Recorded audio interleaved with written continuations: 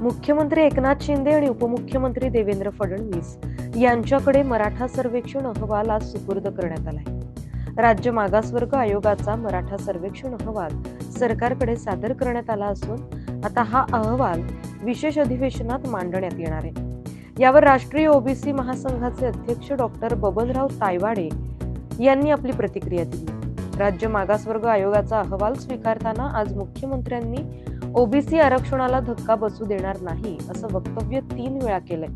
त्यामुळे आम्ही ओबीसी समाजाच्या वतीनं मुख्यमंत्र्यांचे आणि उपमुख्यमंत्र्यांचे आभार मानतो, धन्यवाद देतो अशी प्रतिक्रिया राष्ट्रीय ओबीसी महासंघाचे अध्यक्ष डॉक्टर बबनराव तायवाडे यांनी दिली आहे.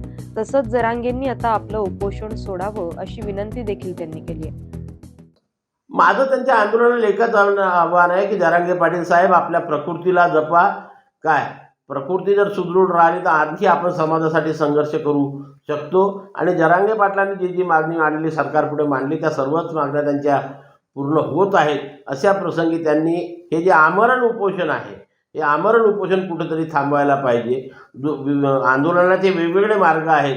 आमरण उपोषणाचा मार्ग सोडून इतर मार्गाच्या माध्यमातून आपण आंदोलन करून समाजाला न्याय दिला तर त्याच्यावर कोणाचाही आक्षेप राहणार नाही. Bureau report, Maharashtra news 24.